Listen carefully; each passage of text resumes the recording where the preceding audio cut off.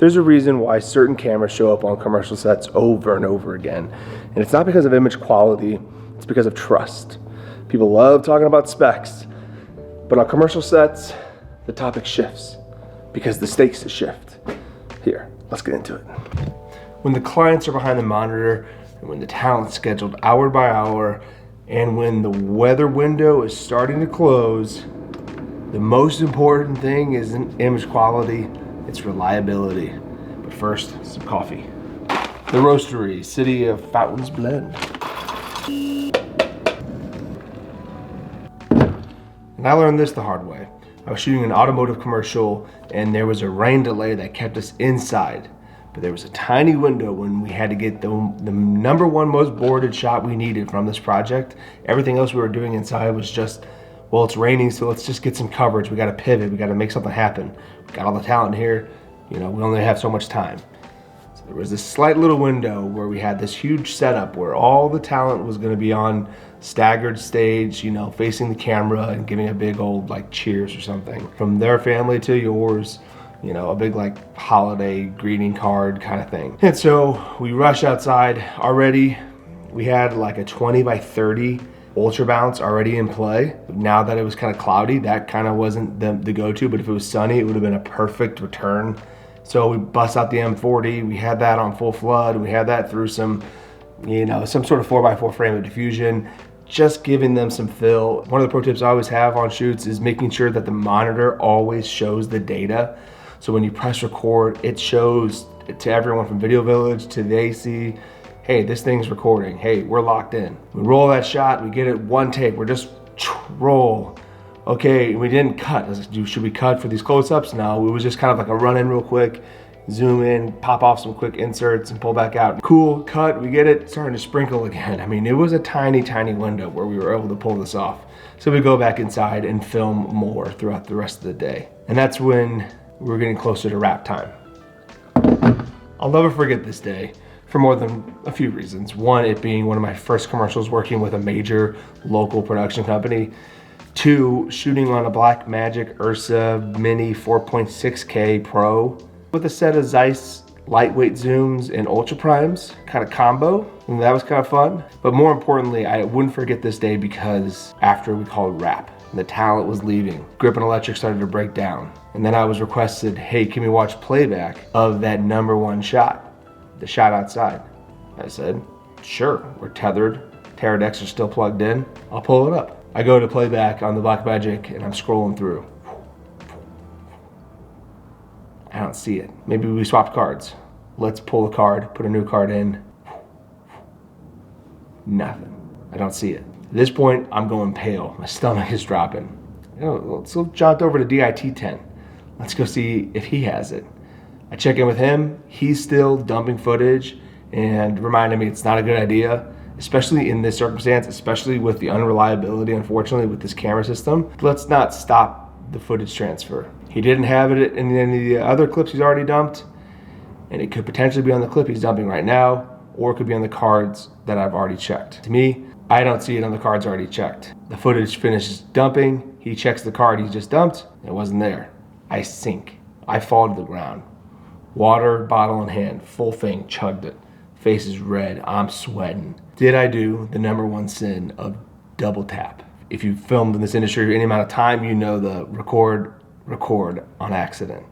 75 to 80% of the talent has already left the building. There is no, oh wait, come on back, we gotta get this shot. The panic is so real. This is my first shoot ever. This is me thinking, I'm never gonna work again. This is it. The footage was there. We did not lose the shot. Blackmagic software only showed the last 4 clips on the card. It did not show your entire Rolodex of shots. So when I say certain cameras are always on set versus others, this is an example why. Has a Blackmagic made it to a commercial set on mine since that day? Absolutely not. Not all cameras are equal, and there's reasons why some of them aren't better than others. So let's get into that in just a moment. I gotta get some coffee. My pro tip to anyone, turn on the record tally light, turn on the recording sounds, and make sure all the data is on the screen for all output screens, through SDI or HDMI to make sure that you're recording. But like I said, Not all cameras are made equally, and there's reasons why we chose others over certain ones. Trust is one of the go-to things, but it's just the reliability from start to finish. And certain producers know, hey, I know this camera brand, I can trust it, let's use this one. But let's get into it. Here's the deal. Arri cameras show up on commercial sets because they just work. Press record, what you point at, almost it always looks great. And it's that reliability that producers, directors, and DPs come to learn and love. Plus the workflow from start to end, not too difficult, especially if you're working in a ProRes 444 system. Red cameras, as an owner myself, absolutely love it. They produce high quality images and compete at the highest level. But they used to be known for, artifacts, crazy lines within the image. One of the first things I did in this industry was work as a DIT. At the time we were shooting on the red Epic Dragon something. And the DP, to this day, close friends and I, shout out Matt Ryan, but his goal to me was like, look, listen up, Steven. I need you to just baby this thing.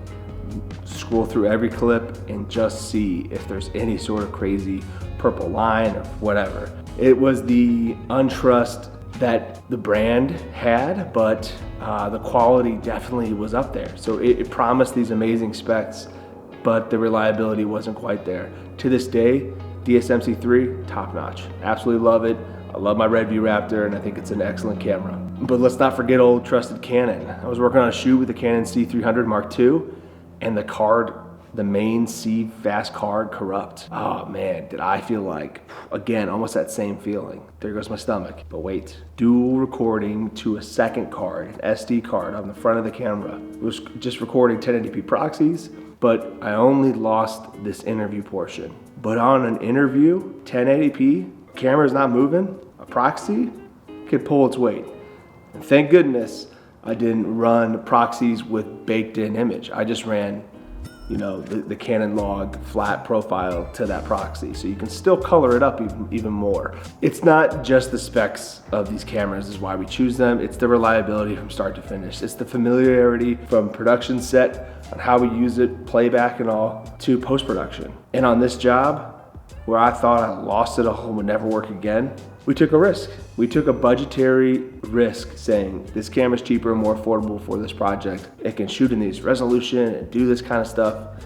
Let's use that. And for this kind of stuff, shooting on a Sony FX3 at 12,800 ISO inside my event barn allows me to have all this exposure because that sensor's so sensitive. And it's the right tool for this job of having fun, making content, and sharing it with you all. But here's one more pro tip I've got to get across before we cut.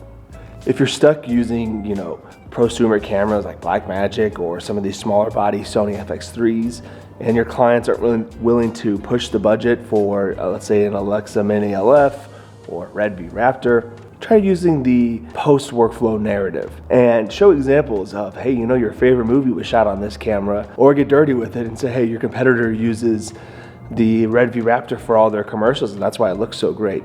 Talk about that post workflow narrative of, hey, it's so much easier to go from Arri ProRes 444 from in this camera to your editing bay so you can edit faster. Plus we can maybe dual record for proxies, so even if you wanted, it's too much space or whatever, you could say this data matters, and in post-production, it'll be easier, your editors know it, and your colorists will love you. So if you're stuck using other brands and you feel like you haven't crossed over, give that a shot. I don't know if it'll work, but I'll tell you what, you won't regret shooting on some of these cameras.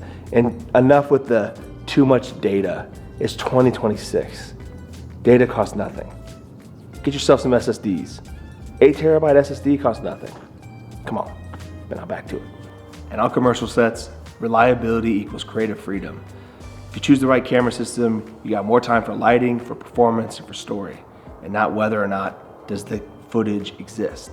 And that's why camera gear matters. For my commercial sets and so many others, we trust the Arri platform, the Red platform, and the Sony Venice platform. And if you want to see some of my work using those cameras, you can check out StevenCGreathouse.com. Thanks for watching. Peace.